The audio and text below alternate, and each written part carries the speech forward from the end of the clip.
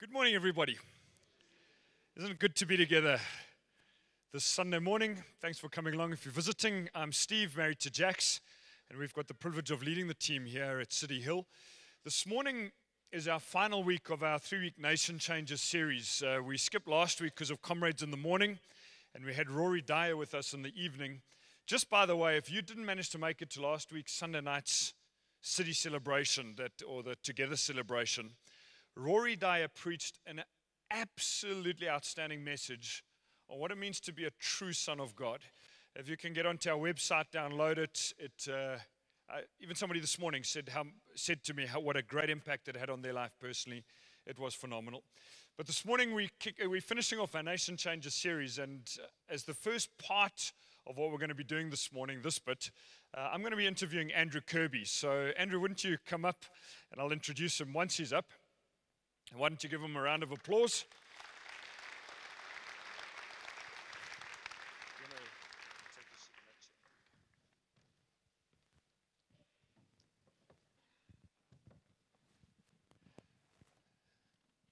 So Andrew is the husband of Cindy, who's over there, the father of Kate, Amy, and Phil, who's back from varsity, and you come back this week, for your vac.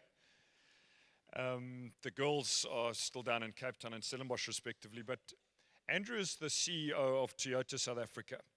Him and Cindy have been their family's been in the church for a few years.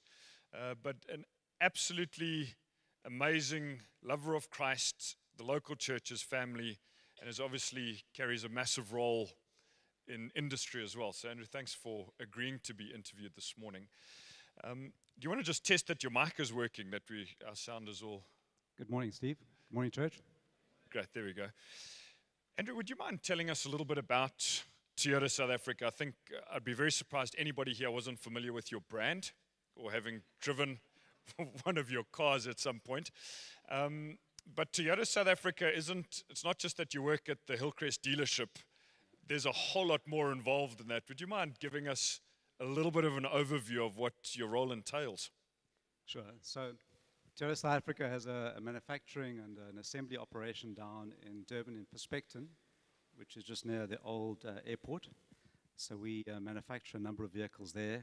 We export about 45% of the total volume into 74 countries around the world, mostly in Africa and Western Europe.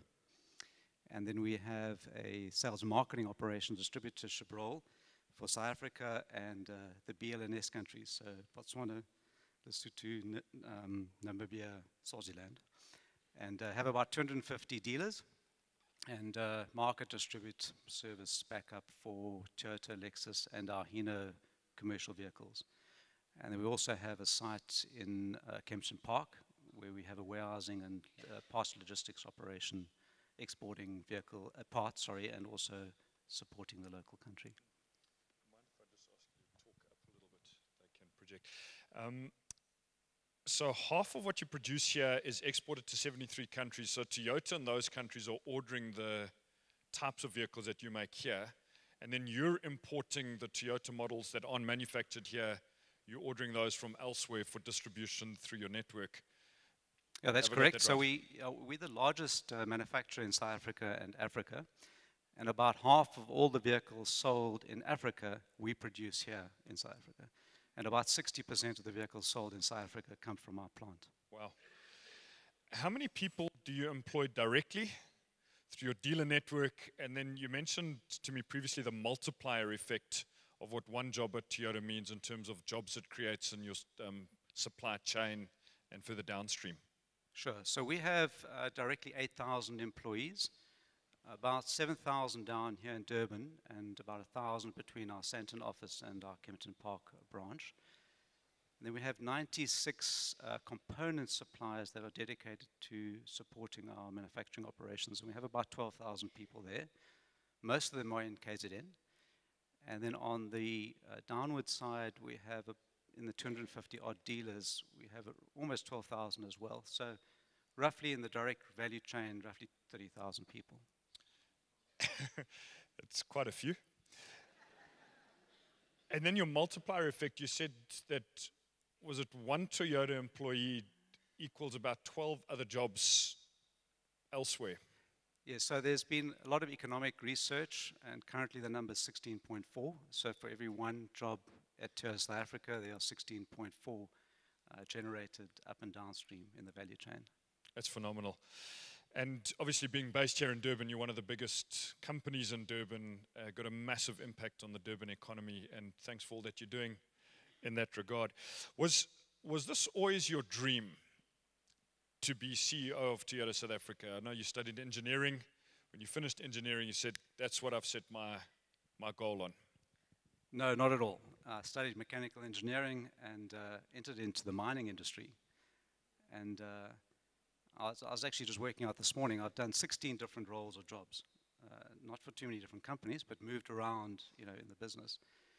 And I'd never been able to predict what the next job was going to be, except for the last two. I thought they were coming. But there were times when I was quite frustrated. There were times where I thought I was being moved sideways or even backwards. Some of the jobs I really didn't think I would enjoy and didn't think that that was really the right thing for me. But, in hindsight, when I look back, I can just see God's hand on my career and how He used every one of those roles to develop my own experience, my knowledge, and my own skill base so that I could be prepared for where I am now. So I'm extremely grateful for God's hand in my whole career path and getting me to where I am at the moment, yes. Did you have any God moments in your career as well where He clearly changed direction? Because you haven't only lived in South Africa, you've also worked abroad. Yes, absolutely. I think the one that comes to mind is we had the privilege of moving to the US and working there for 3 years. And when we came towards the end of the 3-year stint, I started having discussions back with a South African company. And unfortunately, the head of the South African business had changed while I was overseas. So I didn't have any relationship with him. And we had some slightly difficult discussions about when and how I was going to come back. And the local team in America said, actually, they want me to stay. He has a permanent position. They'll support me with a green card for the family. And that was in 1999. And that was a difficult time for South Africa. A lot of people were leaving the country at the time. And eventually, the South African operation came back to me and said, look, this is the job. They want me back. And you've got the weekend to think about it. So Cindy and I were on our knees praying about this. And God said to us very clearly, you need to come back to South Africa. And so that was a huge point in our lives. Very difficult process, but looking back, I can just see how that was the right thing, absolutely the right thing for us. It's brilliant. Not only are you CEO of Toyota South Africa, but you've also been asked to run it as a NAMSA, have I got that correct? The manufacturing or the motor vehicle, the combination of all the motor vehicle manufacturers in South Africa, and you're bargaining or interacting directly with Department of Trade and Industry. So I think it's fair to say you've got a fairly busy life between Toyota as well as NAMSA and everything else that you're doing. How do you outwork your faith in all of those areas and keep your relationship with God really life-giving? There are two aspects. I think when I first took over the role about 2 years ago, my daily schedule is one where I get to work. My meetings start at about 8. I have a half an hour lunch, and they finish at about 4:30, and I'm just back to back. So it's just meetings. So I need to work before 8 or after 4:30. And I remember when I first started, just literally praying for God's wisdom, for His grace and mercy, giving me insight for every single meeting, just as I was walking between the different boardrooms. And I still do that today. And I feel that by just relying on Him, leaning on Him for His understanding, that's the only way I can get through what I do. And the other aspect, I think, is I don't read a lot. And I know, typically there's so much research saying average number of books a CEO reads is about 66 a year. And I know Cindy, my wife, would love it if I came home for a weekend and said, I'm going to read a book. I don't work like that. But, in my quiet times in the mornings, I have a routine that I go through, and when I finished praying, I try just to be still and try and hear from God. And I started to realize that the inspiration or the ideas or thoughts that He gave me wasn't that I was being distracted, because I think, oh, now I'm thinking about work, I'm being distracted. And actually it was His wisdom that He was imparting to me. It was very practical ways in which He could direct and give me insight into what I should do. So a lot of my leadership ideas, a lot of my way of leading people, of dealing with solving problems has come through just from being quiet in the mornings before I start my day. So that's a discipline that you've set in place. Spend time with God by yourself before all the busyness kicks in. That's amazing. You also said on the phone on Thursday when we chatted that one of your prayers going into big meetings isn't, God, may my idea get picked, but rather may the right idea or may the right decision be made, not just my solution be taken forward.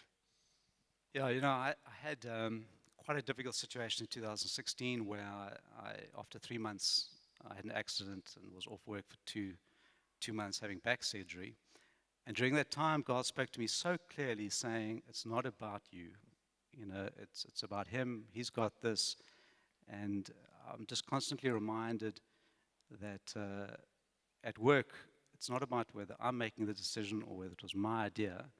It's about whether we make the right decision as a team. And so I'm praying that whatever happens in the meetings, that we do the right things. Not that I would have the right ideas or that my ideas would be agreed to. It's brilliant, brilliant. We're speaking about nation changes in this series, and obviously every one of us has a part to play somehow in moving our nation and our city forward. Could you tell us some of your thoughts around Toyota's role and what you view the role as a company in this country, which there's fairly challenging circumstances all around us that you're regularly dealing with. What are some of your thoughts around how we make an impact? I think it's so easy for us as South Africans to become quite despondent. When we read the newspapers, we read the stories, and we feel that uncertainty. But my message to our team is that we need to look at what we can do to make a difference. We need to look at what we can do to contribute to some of the problems and challenges we have as a country. And so we're very focused on doing that. We focused on saying, what can we do to help our community, to help the country, and to solve some of the problems, the employment problems, the skill problems, those sort of growth issues. And so that's very much our focus. And from a Christian perspective, one of my daughters actually wrote me a Father's Day note this morning, and she said she prays that God would give me eyes to see what He sees and ears to hear what He hears. And I think that's so important. I try and remind myself there's so much that God's doing in our city. There's so many positive things that are happening. There are tremendous opportunities. The newspapers don't tell the real stories. That's just a small aspect. And I think we all called to try and see through His eyes and have a kingdom viewpoint of what's happening in Durban, what's happening in our country, and the opportunities that there are. I have lots of meetings with the city. There are lots of very, very good things happening and lots of good people. There are 8 big catalytic projects that are going to drive the future. We're involved with one of them. But all of them are very, very positive. Durban last year was the 3rd fastest growing city in South Africa, behind Ekurhuleni, which is the East Rand, and Tshwane, which is Pretoria. And I think they'll overtake them in the years to come. Wow. So there's some positive opportunities. Wow, that's brilliant. Could you tell us your thoughts on taxes? That thing you said to me has been, when we chatted on the phone, has just been rolling around in my head. It was brilliant. Often we talk about our contribution to society. How we supporting the community. What's our corporate social investment or responsibility? And as a company, the starting point for us is we must pay healthy taxes. That's an odd thing to think about, but if you're not making a profit, you can't pay taxes. And if we don't pay taxes, where's the country going to be? I mean, there's already a big budget deficit. So one of our objectives is to pay healthy taxes. That's the starting point. And then on top of that, we can have all our corporate social responsibility programs, which includes obviously a wide range of activities. So you're not looking, as some of the multinationals, to push as much money offshore and be taxed as little as possible. You're looking to pay healthy taxes. Quite the opposite, exactly. That's brilliant. Andrew, in closing, and we could talk for a long time, as we've come to know you and Cindy and your children, some of the things that strike me are how incredibly down to earth you are, in the best sense of that, humble, connected, and committed and involved in the local church. I know all three of your children personally through church, not just through you guys. And would you mind talking to us about the family value that you've got you've spoken about your devotion to Christ, but also your commitment to the local church and your journey on that? Well, both Cindy and I became Christians when we were quite young, and when we got married, immediately got involved in the local churches in various ways. But as you said, we've had the opportunity to live in America for 3 years, and in Japan for 2.5 years, and moved cities a few times. And through that experience, it hasn't always been easy to participate in the local church. In America, we ended up finding a church that met on a Saturday night. It wasn't a Seventh-day Adventist, but we were meeting on Saturday night, which had its own challenges. And when we were in Japan, that was very difficult. Eventually found an outreach city-based church that met on a Sunday afternoon at 2 p.m., which was also quite difficult to do. And I think in reflection, we just are so aware that when we're involved in the local church, spiritually and family dynamically, things go so much better with us than when we don't. And we just feel that there's such a strong commandment, in fact, to be involved and to be connected and to be engaged with the church. And I'm very encouraged. My son's just come back. Philip's just come back from 6 months at Stellenbosch. I didn't say to him, Phil, when you leave home, you need to go to church every Sunday. I didn't say that. But he's come back, he's engaged, he's connected, he understands how important that is and what that means to him spiritually and also in his broader life. And I'm very blessed. Brilliant. Andrew, I do just need to mention Cindy as well. I know that you are such an amazing person, but prayer warrior. You've got a very deep faith. I know a whole lot of what Andrew's been able to do work-wise is because he's just got this powerhouse prayer going on in all the rest of his world. And so I wonder if I could invite you to give both Andrew and Cindy and the rest of the family just a huge thank you. Round of applause.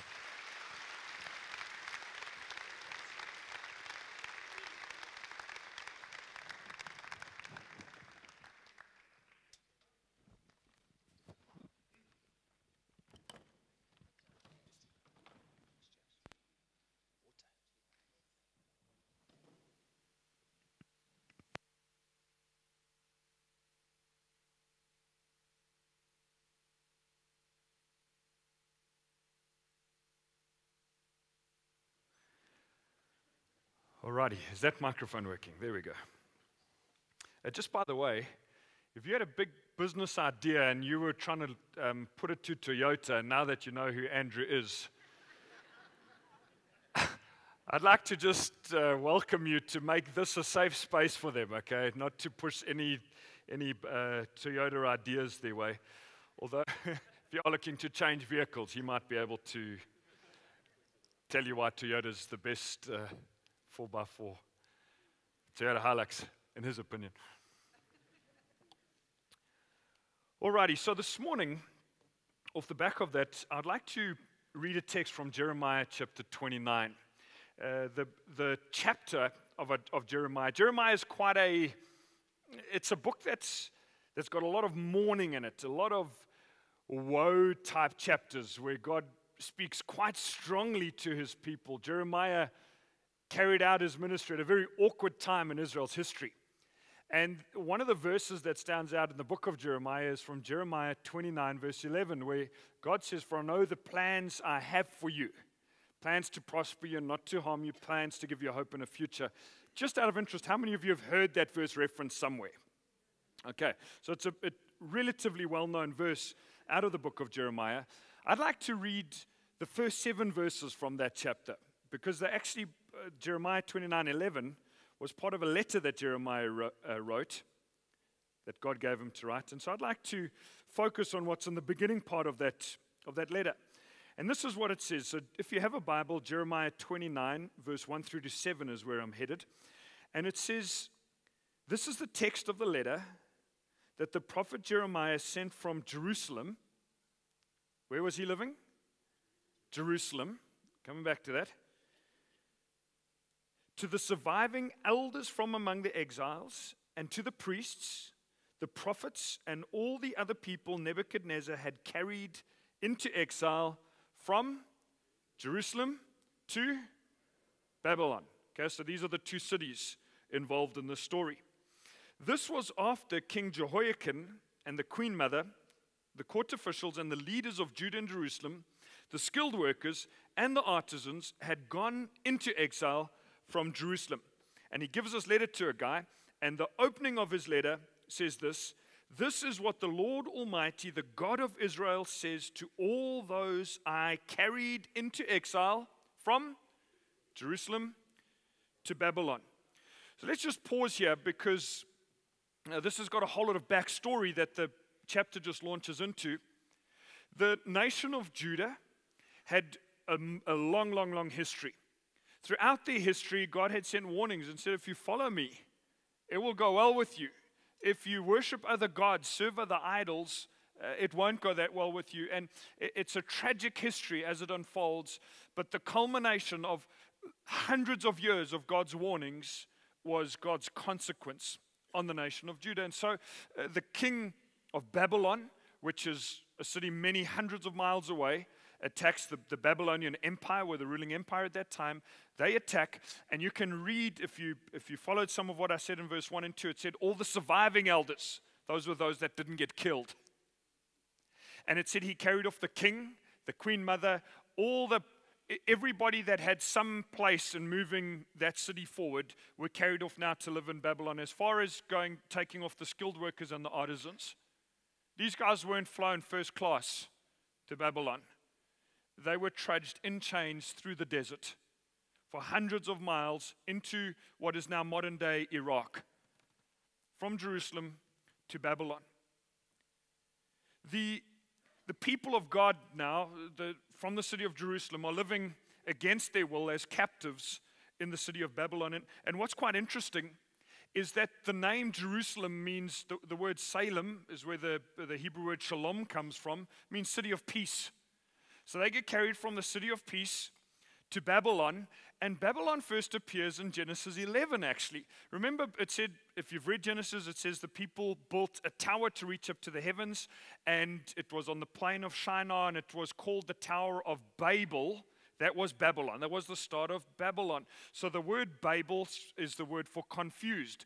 So they go from the city of peace to the city of confusion.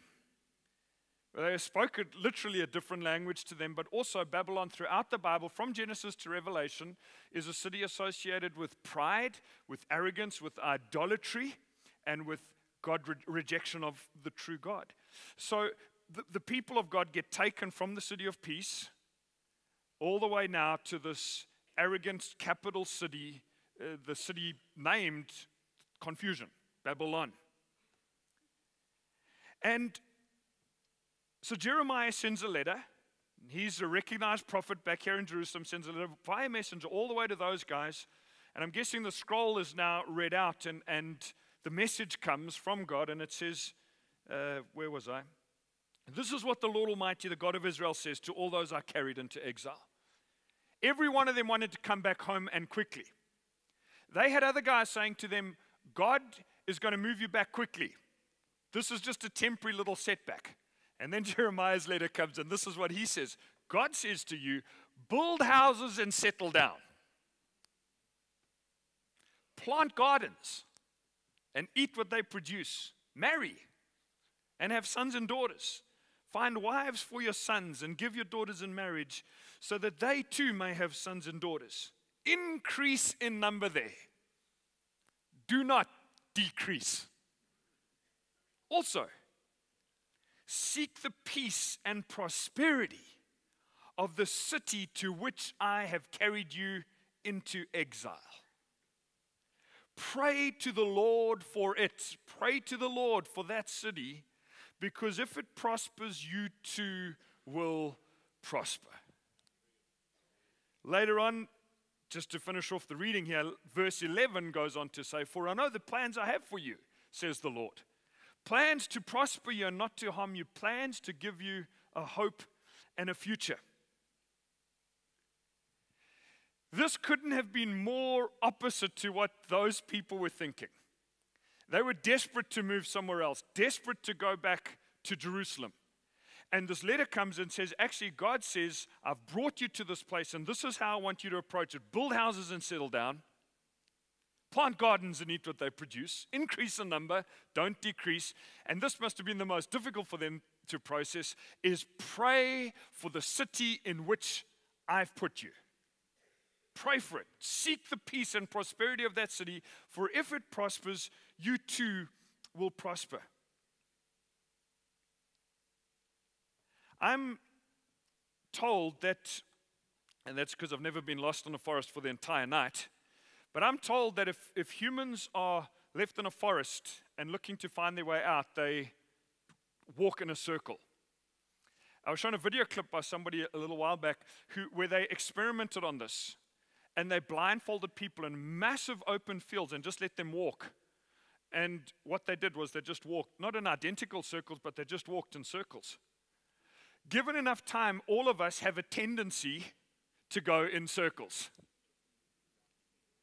And God's word is like a compass or a light to help us see that's the pathway, that takes the blindfolds off. So the circle that these people were walking in, of circling around constantly to wanting to be somewhere else, the compass and the light comes to them and says, to you guys in your situation, this is the word for you. Settle down. Build houses. Pray for the peace of the city. I would guess that most of their prayers up to that point had been for its destruction. The people that had brutalized friends and family, way back in the city of peace. Many lives would have, in all likelihood, been lost in that long march into exile. All the hatred that would have built up. And now the letter comes from Jeremiah and says, we've got to pray for the peace of this city. And God says, well, if it prospers, you too will prosper, because that's where I've put you. I've put you in the city. Their future, their whole existence at that time was uncertain. And I felt God put this verse on my heart for this week as part of Nation Changes, because the country we live in, have the privilege to call home, this beautiful country of South Africa, this beautiful city of Durban, there's lots of uncertainty. Andrew mentioned it, in an uncertain country, how do we go about? We've got to keep a better perspective. And in all this uncertainty that the Jews are living in at that time, he essentially, the essence of his message is this: don't put your life on pause because of uncertainty. Don't put your life on pause because of uncertainty.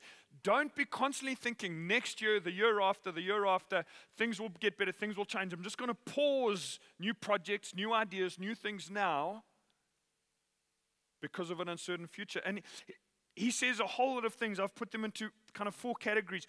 Firstly, he says, build houses and settle down. And that speaks to me of being rooted. He says, if you're going to have an impact in the city in which you're living, you need to be rooted, build houses, and settle down. The opposite of being settled down is to be unsettled. And there's a whole lot of people who, in spite of their faith in an eternal God who does not change, who has got all the answers eternally for every single question ever asked, in spite of their faith, live in a life of consistent unsettledness. And isn't this a beautiful phrase? God just says to his people, Build houses, settle down. Settle down. Sometimes we need to allow that word, allow that compass and light to come to our mind and our brain, thoughts jumping around for a whole variety of problems. God says, settle down. A profound statement from God. If you like, this and many other texts leads to what I heard someone once preaching call a theology of place. A theology of place is that God roots us in particular places. And Acts says He's determined the place for us to live. That doesn't mean it's our entire lives will be in one place. Those places could change. But we aren't tumbleweed. We are created, we're designed to be rooted. And if we uproot and move is to put down roots in wherever the new place is. And so God says to them, you've been shifted around. Your whole life has been uprooted. But build a house and settle down. This is talking about rootedness more than houses, incidentally. Saying that's your vision of rootedness. Every now and then we come across surveys that are in the newspaper of what are the best cities in the world to live in. What is the best city in the world?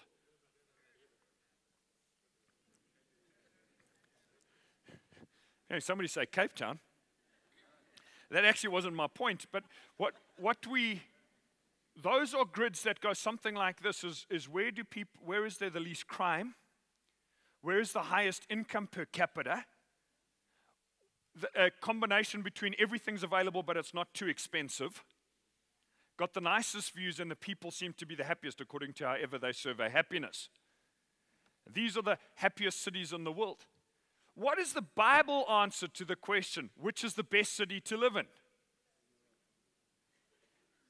I'm getting a lot of answers, and I can't hear all of them, but I think I'm hoping, because you guys are really amazing listeners, is that your answer is something like this: the best city for me to live in is the city where God has planted me to live.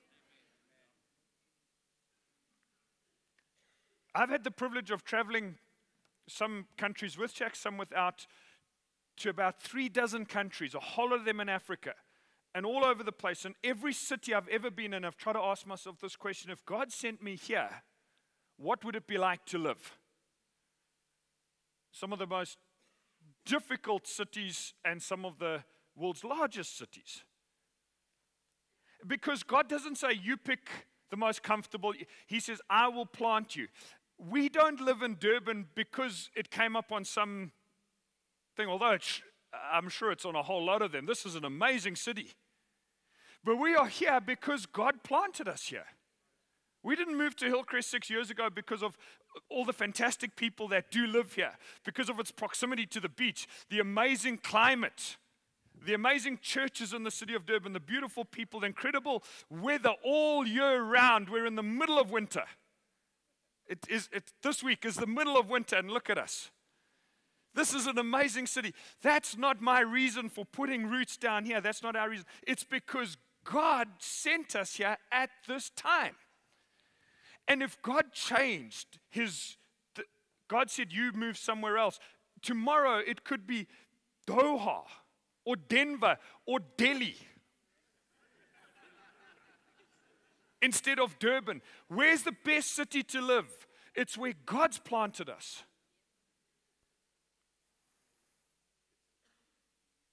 He says, secondly, build houses and settle down firstly. Secondly, plant gardens and eat what they produce. Be productive. I think that refers to business, but also our lives. Be productive. He says, thirdly, multiply. Increase and do not decrease. For me, that's a mindset of approaching life, of approaching where God's planted me, is I've been planted to increase, not weight necessarily, hopefully not at all in my case, but a mindset of increasing in the gospel, of an increased life that overflows to bless the lives of other people. A mindset that says, I don't want to live small and diminishing. It's such an interesting command that God gives. He says, increase in number, do not decrease. Don't allow your mindset to become small and shrunken. Don't allow noise. Don't allow the atmosphere. Don't allow all the stuff that goes on. As Andrew said earlier, in the news every single day. Don't let that distract us from that. God's got a plan, and it's to grow every single one of us. And we are designed to change and to grow. It's an amazing privilege to live in a country where there's so much conversation around interpersonal dynamics between different cultures. What a privilege for us to live in a country that is so diverse. I was in Australia a couple of years back, and I had the use of a friend's car. And the rules are different in every country, and as I was driving, I got a little confused, and I clearly did something wrong, but I don't know what I did because we were all going along slowly in a line. And the lady behind me just leaned on the hooter. And I had this weird internal reaction. I thought, I can't wait to be back home again. This is too much in the lines. Everything's in the little boxes. Come back into Africa.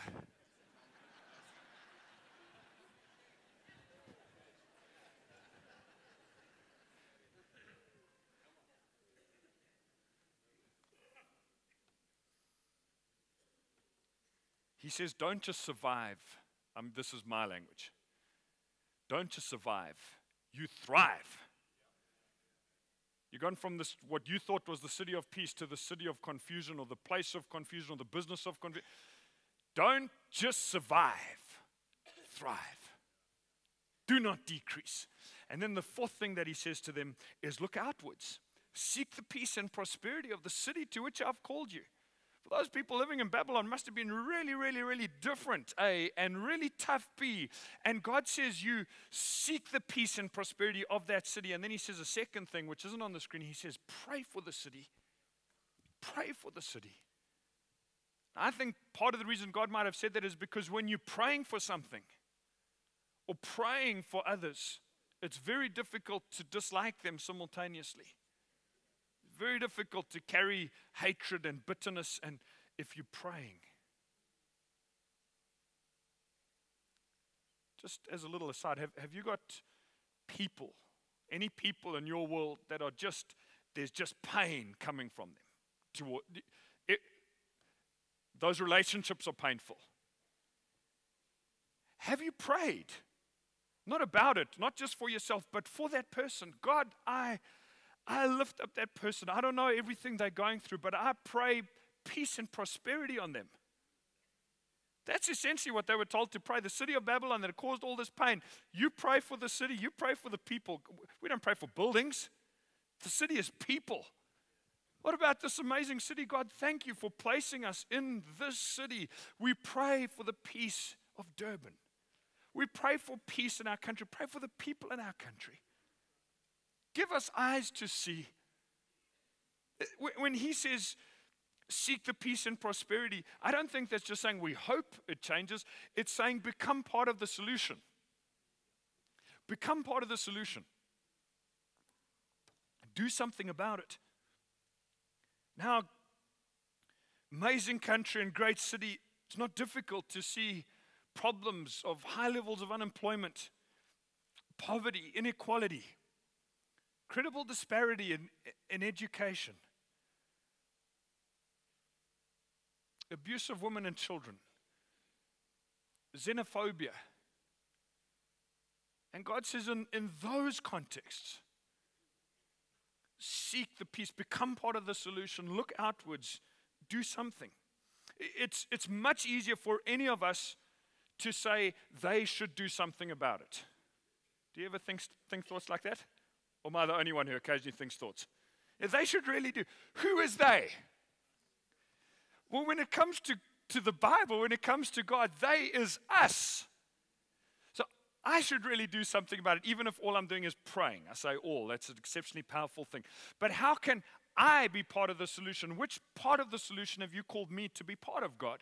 In my words and in my heart and in my actions, am I speaking words that are solution-oriented? Or are they just, they should, or this is how it, etc., etc.? God says to those people from the city of peace, in the city of confusion, you be part of the solution. Seek the peace and prosperity of that city. There's a lady in our church named Fagile. she's married to Tulani. I don't know if you're here this morning, Tulani and Shezi. Very gifted keyboardist. She works at the office of the Premier. She's a medical doctor and was employed there in special projects, originally with AIDS, but now all different kinds.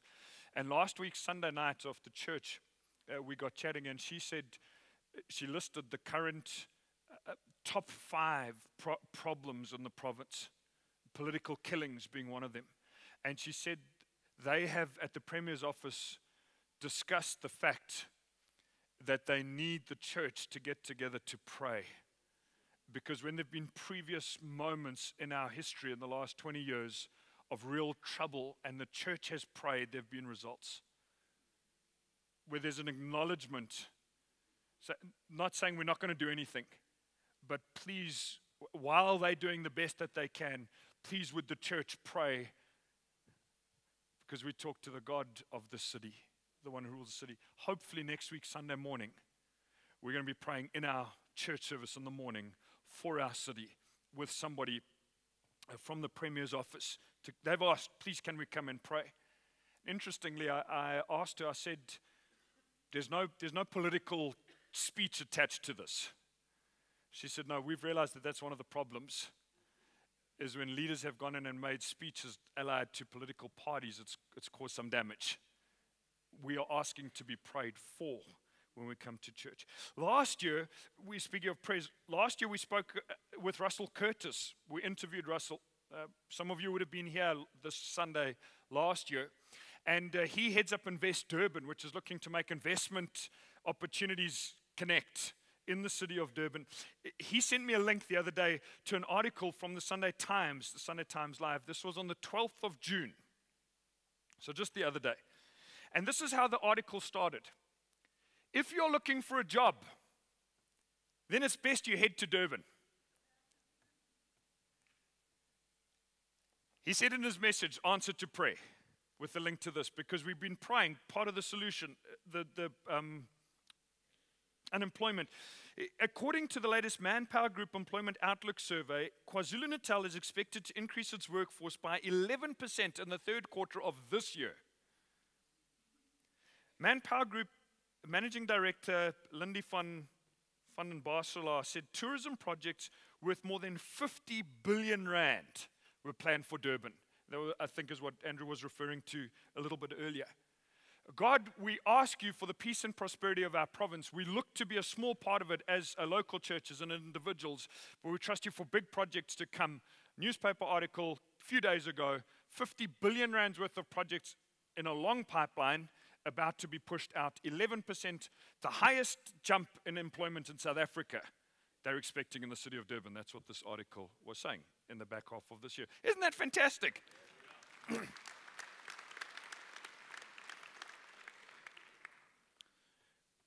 Over these last 3 weeks, we've been talking about our Nation Changes projects, how we can get connected and get involved. One of the projects is related to Kabazela High School. Is Musa here this morning, just out of interest? I'm presuming he is, but I didn't get to see you before you came in through the door.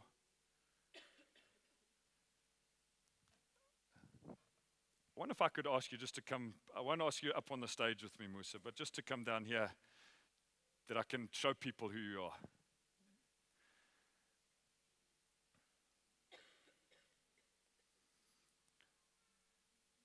Musa is the maths teacher at Kabazela High School. We're going to see a short video clip in a minute of him talking. He was educated at Kabazela and decided that part of his life calling. Are you okay to come up? I'm not going to ask you to talk to everybody, but thank you for joining us today. Decided that for this time he wanted to teach maths back at Kabazela. He's actually going to study actuarial science next year. But he's been investing his time and effort into all the grade 10s, 11s, and 12s that come through at Kabazela under trying conditions. And during our Engage series 3 years back, Greg Daniel, who's not here today, he's traveling overseas, saw a gap for him to be part of the solution, to seek the peace and prosperity at Kabazela. And so he's partnered together, not at school with Musa, but after hours, helping give some extra lessons. They've been putting calculators and study guides into the hands of some of those matrics. And so we recorded a 3-minute video, it's 2.5 minutes actually, first of all of Musa and then of Greg, sharing how they've partnered together. I'll pick it up after that. Maybe we can just sit down here, Musa. Hi, my name is Pelo Mbuyisa. I'm a maths teacher at Kabazela High School. I studied my BA degree at UNISA and I majored with maths and physical science. I decided to take this education to assist some learners in my school because I was a learner at Kabazela where I teach now. In 2006, there were 2 people who passed maths, me and the other learner, and then I decided to take this as my responsibility to assist the others in maths. It was hard because I started to teach grade 12 because the teacher who taught grade 12 by that time, he was passed away. And then it was hard for me because it was my first time to teach maths in the higher level. My name's Greg Daniel. I have a particular interest in education and I'm an engineer, a chemical engineer who is reasonable at maths, and I saw there was an opportunity or a need for somebody to do some maths teaching, and I thought I'll give it a go. I was reminded of Mark Twain, who said, all a man needs is ignorance and confidence, and success is sure to follow. So I had both those things and I thought I'd give it a bash, and that was 3 years ago. And we started with the grade 10 class, and I recall walking in the first time just with a box of chalk and a textbook and being faced with 65 faces all looking back at me. And so it was a baptism by fire, but I've stayed with the same class for the last 2.5 years. I've built a strong relationship with the kids. They're all fantastic kids, motivated, who face a lot of disadvantages in their route to get to university, and lots of things that we take for granted. The conditions under which the obstacles at which they have to overcome are tremendous. And if we can help in even a small way to try and improve their situation and get them to where they want to be after matric, I think that will have been the effort worthwhile. For me, the motivation is to try to make a difference in these kids' lives. Even if you can do so for 2 or 3 of them, enable them to become the doctor or the engineer or the accountant that they want to be, because you've helped them to get a better matric result and to help smooth that pathway. That's fantastic. Inside that you've made a connection there and that actually you're doing something positive for them. And that's, I suppose, at the end of the day is what makes me go back. I want to thank my friend Greg for assisting us on this. He's changed a lot of things in my school. He also bought them the study guide, the math study guide. He always encouraging them to do math. Just stay on focus on yourself, not others. And be realistic on yourself. Work hard for something that you want. From 19% pass rate to 63% of children have passed maths. Should come up.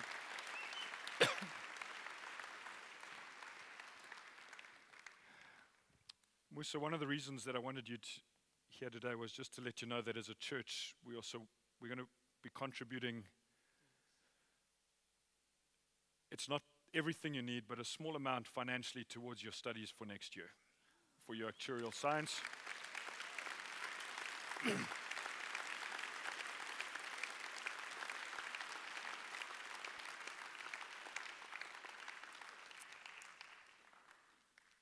And there might be 1 or 2 others that just feel part of your Nation Changers contribution. This isn't on the list, but would be to financially help towards some of Musa's studies for next year. Thank you so much for investing into the city, Musa, for the energy that you've put in. We've just come alongside you. Siyabonga kakhulu. Thank you.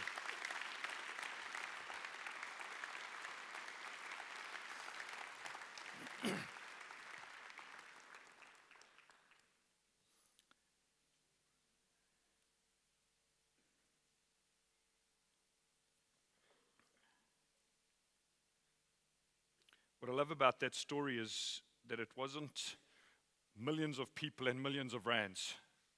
Just one man saying, I'd like to get involved. Supporting another man who's already doing some of it. 3 weeks ago, we put this slide up on the screen of the different organizations that we partner with through Nation Changes. We essentially view Nation Changes as being a hose pipe that we try and connect to as many good outlets as possible. I beg your pardon, building into our community, just doing a little bit, knowing that God can multiply that out as we link hands with many, many other people. We started 3 weeks ago. I, from this pulpit, said we had 82 projects that we were asking you to look at, involving 600,000 rand and 550 volunteers. Sam on Thursday gave me this page. The ones in green are the ones that are left over. Everything else has been taken so far. And 2 Sundays of saying that 66 of the 82 projects have already been taken. 350,000 rand has already arrived or been pledged by people, life groups, or businesses in this congregation. I wonder if you could give yourselves a massive round of applause. Well done.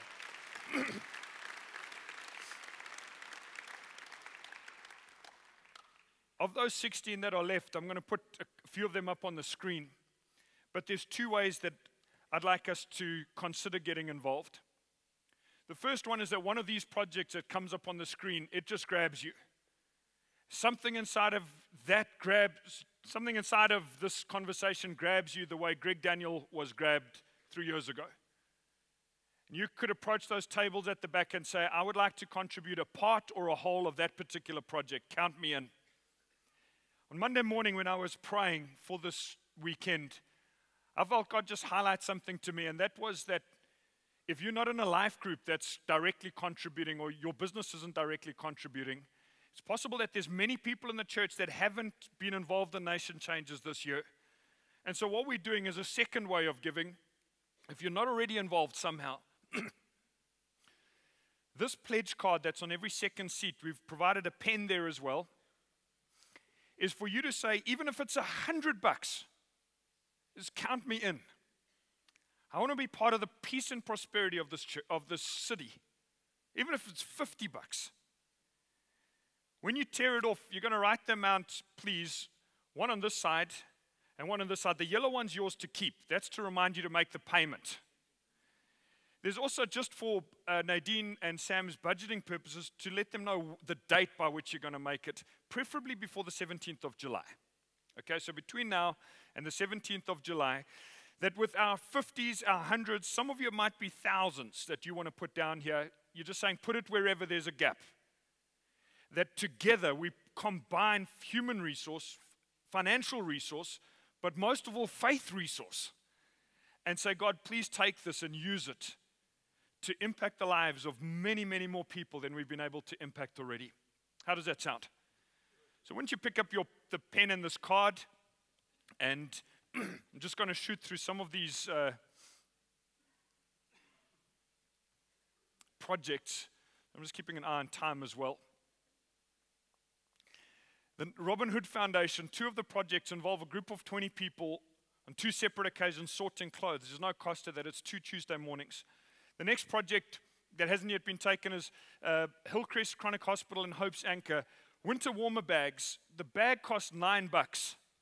And we're looking to put beanies, scarves in the bags. There was one other thing attached to that.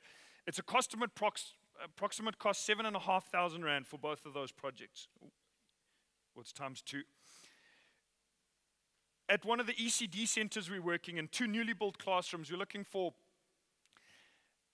a person or a group that would furnish and paint those classrooms, 5,000 rand each. At Hillcrest Hospital, Chronic Hospital and Turning Point, we wanted to give out toiletries in bags. The one is 3,750, the other one is 10 grand. You might have access to a wholesale supply of these, or you might just like to contribute financially. But this is on the streets of Durban with the homeless and people that are in Hillcrest Chronic Hospital, most of them for the rest of their lives, to show some of the love of God with toothbrush, toothpaste, soap, face cloth, wet wipes, Vaseline, those kind of toiletries. There's a place we work into called Mama Ladlas who feeds impoverished people. The thatch on her rondavel has broken. It will only cost 13 grand to fix that up. She's feeding 70 or 80 people, doing her bit for the peace and prosperity of our city.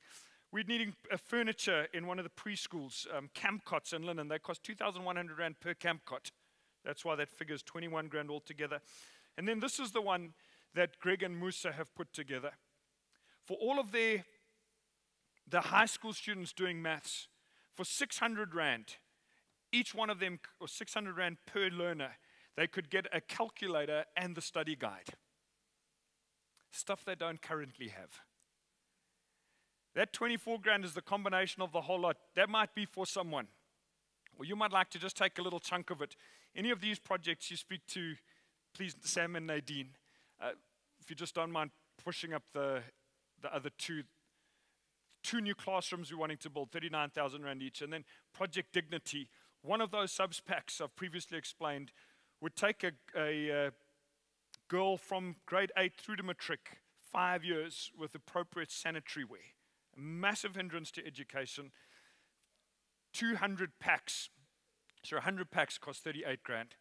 So we're looking to combine our little bits and some big bits to just finish up all of these 82 projects.